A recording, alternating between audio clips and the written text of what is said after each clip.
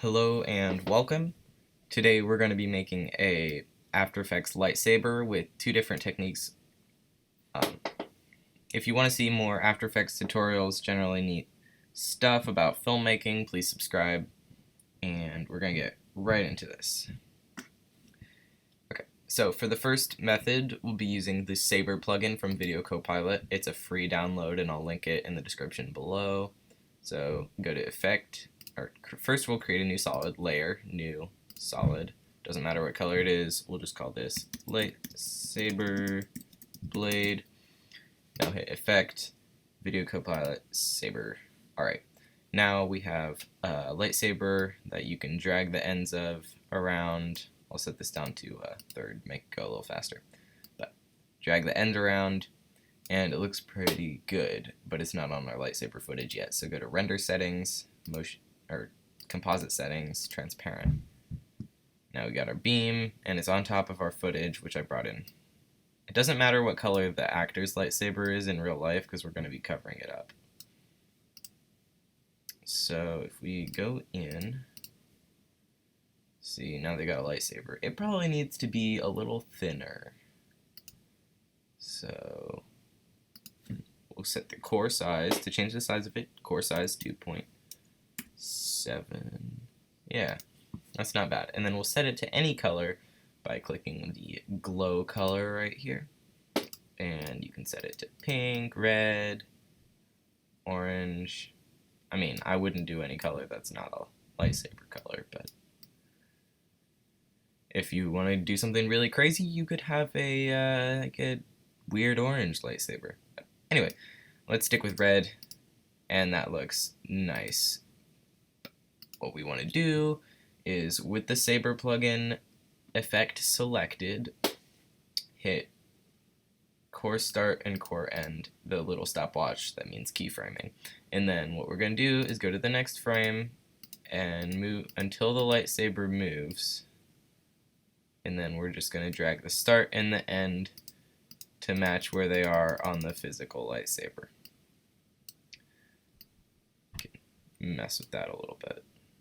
But anyway, that's the gist of it. But if you want, and there's a issue, like the lightsaber blade is going behind your actor's head right here, but the blade is not going to go behind his head, obviously.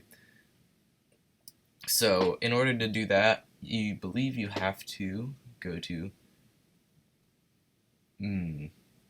distortion. Well, we have to create a mask. So we'll go pen tool there, and then make a mask where it's going to go.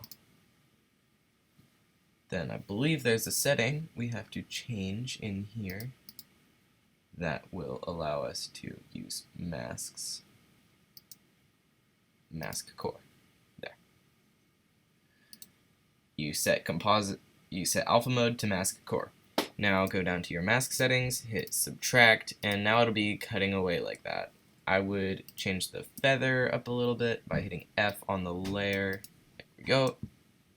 Now you just have to keyframe the mask path as well. So keyframe that, and as the lightsaber goes behind our actor's head, we just drag this to match it,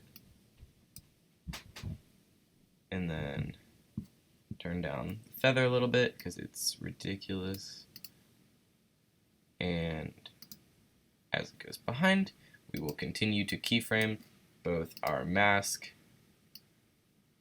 and our lightsaber blade to match, and now it's going behind its head. I think another thing you can adjust is the motion blur, which is looking a little bit crazy there.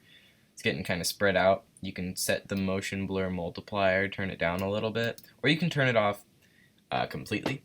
Another thing we can check out is the flicker settings. You can turn up the flicker intensity and have some lightsaber flicker speed, change those, make it look a little bit more interesting. See, I don't have it keyframed over here yet, but You can see the lightsaber is moving along with the actor. It gets a little crazy because the cat keep framed it all the way.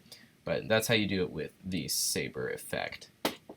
Now, another way to do it, get rid of our mask, get rid of that. If you don't want to download any plugins, you can click on your lightsaber blade. Layer, Effect, Generate, Beam. Now this won't look quite as good, but I think it'll be okay. So you want to set the length from 25% to 100%. Set these little end pieces the same way you did with Saber.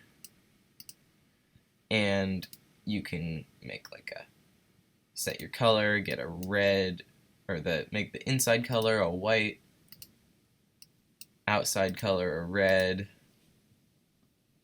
and then change the softness of that. And then after you've got that, use the same method, change the starting point and ending point, and just keyframe those, and then drag the ends of it. But that's one way you can do it. And then if you want your glow to be a little bit more intense, you could go to Stylize Glow, and that helps as well. You can fiddle with those settings until it looks the way you want. And I think that's a little cartoony, but you get the idea. Set that however you want. And that looked pretty good. Some other things you can try with Video Copilot Saber is changing the preset. There's a whole bunch of presets, even some popular movie ones like Ghostbuster. Get some real interesting effects here. Or haze. You could even use this to make fire. Like if you wanted maybe something like hot, make like a sunspot or something, Inferno.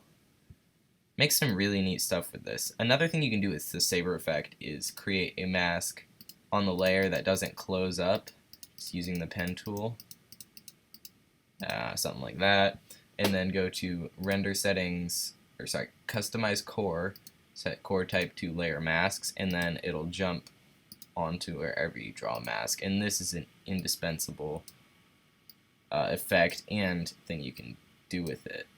I love this effect. It's super great, and you can just make all sorts of stuff. The possibilities are actually endless.